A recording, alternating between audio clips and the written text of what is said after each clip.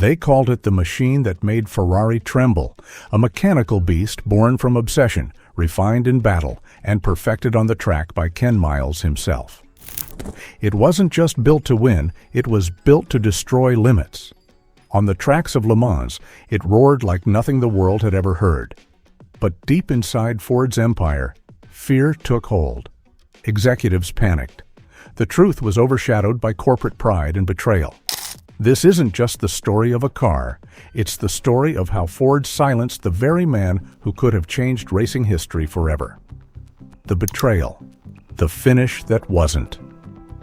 In the early 1960s, racing was war, and Henry Ford II wanted revenge. After Enzo Ferrari humiliated him by backing out of a sale, Ford vowed to crush Ferrari on his own turf, Le Mans. His weapon, the GT40 program, designed not just to win, but to dominate Europe's crown jewel of endurance racing. But Ford's first dreams went up in smoke. The GT40 failed in both 1964 and 1965. Engines broke, egos cracked, and then came a man who didn't belong, Ken Miles, a British war veteran, a mechanic, a rebel who could make an engine breathe. At Shelby American, Miles turned Ford's unreliable prototype into a weapon of war, a relentless machine that could survive 24 hours of hell. Under its hood roared the 7.0-liter, 427 cubic inch Ford V8, refined and proven by Miles until it became unstoppable. But what he didn't know, this very engine, his proudest triumph, would soon become the instrument of his betrayal. The battle begins. Ford's war with Ferrari. By 1966, Ford wasn't racing, they were invading. 6 GT40s lined up at Le Mans, each one armed with Shelby's genius and Ford's billions. At the center of it all stood Ken Miles, the man who'd already conquered Daytona and Sebring that year. Le Mans was his final victory, but Ford's boardroom had other ideas. They didn't just want to win, they wanted a spectacle, a perfect photo finish. 3 GT40s crossing side by side for the cameras, a corporate fairy tale written in gasoline and greed. Miles wasn't chasing publicity, he was chasing perfection. And as he neared the finish line of his life's dream, the company he carried to glory was preparing to take it away. The betrayal. The finish that wasn't. Le Mans, 1966. 24 hours of relentless rain, chaos, and mechanical warfare. Yet through it all, one car stood untouchable. The GT40 Mark II, driven by Ken Miles and Denny Hume, dominated the circuit with surgical precision. For 22 hours, it was perfection in motion, faster, steadier, unstoppable. Then came the call that would change racing history.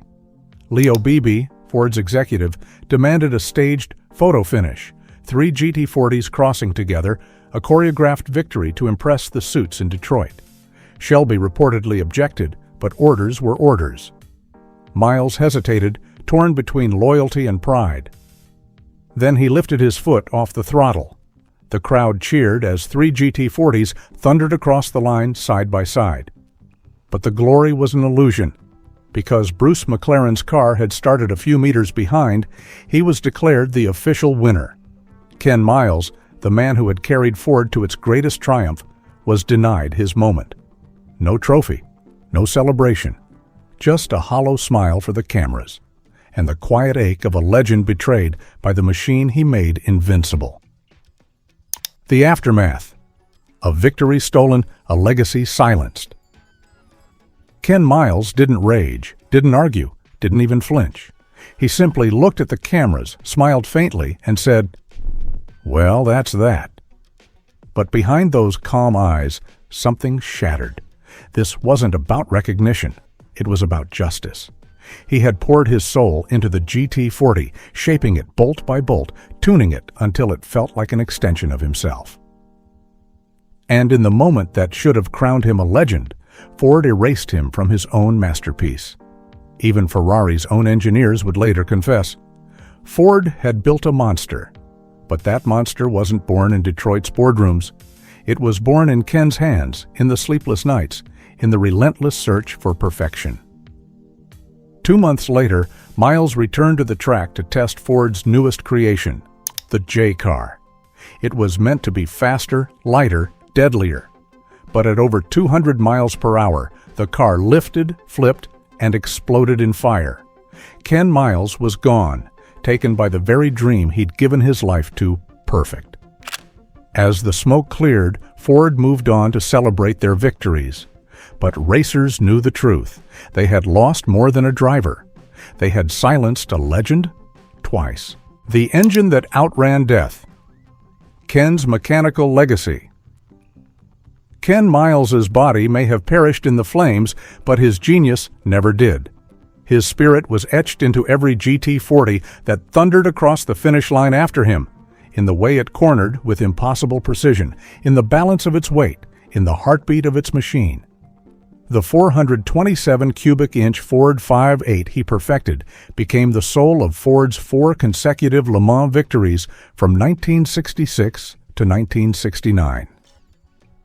Even as later GT40s adopted the smaller 302 engines, the DNA of Miles's creation still pulsed through their veins. It was more than power. It was poetry in motion, the harmony of steel and soul. Engineers at Ford would later admit, almost in reverence, Ken Miles made this engine sing. But the same brilliance that fueled his victories also shaped his end. The J car he tested was a weapon born of ambition, faster, lighter, and dangerously unstable. Its flawed aerodynamics turned speed into catastrophe. Ford labeled it progress. The racers knew it as a warning. In the end, history saw it for what it was: betrayal. Because the same dream that made Ken Miles immortal was the very one that took him away. The legend reborn. Ford v. Ferrari and the return of truth. For decades, his name was a ghost, erased from Ford's history, hidden beneath polished trophies and corporate smiles. The boardroom heroes took the credit, the machines took the glory, but the man who made them legendary was forgotten. Then came Ford v. Ferrari, and the silence shattered. Christian Bale didn't just play Ken Miles, he resurrected him. On screen, audiences felt every ounce of his fire, his heartbreak, his fight against the system that betrayed him. It wasn't just a movie, it was a reckoning. The world finally saw the man behind the machine, the soul behind the speed. Because Ken's story was never about losing Le Mans, it was about truth outrunning lies. And today, every time a GT40 engine roars, it doesn't just echo power, it echoes him. The rebel, the racer, the forgotten genius who built victory itself. Ken Miles may have vanished in the flames, but his legend still burns louder than ever. Epilogue: the spirit in the machine. Ken Miles never held the trophy, but his spirit never left the track. His presence lingers in every pit stop, every rev of an engine that dares to challenge the impossible. His heartbeat echoes through the deep growl of every Ford V8, each one carrying the rhythm of a man who turned metal into something almost alive.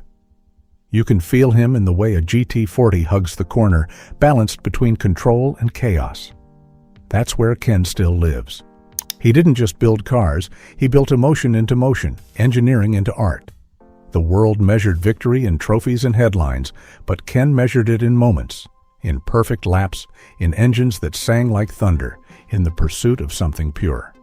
Because true victory isn't about crossing the finish line first, it's about creating something so flawless that time itself can't erase it.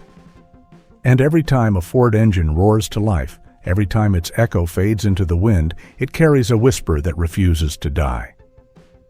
Ken Miles never stopped racing, and that wraps up today's video. But here's the question. Was it pride that silenced Ken Miles, or fear of a man who built something too powerful to control? They could take his trophy, his title, even his life, but not his truth.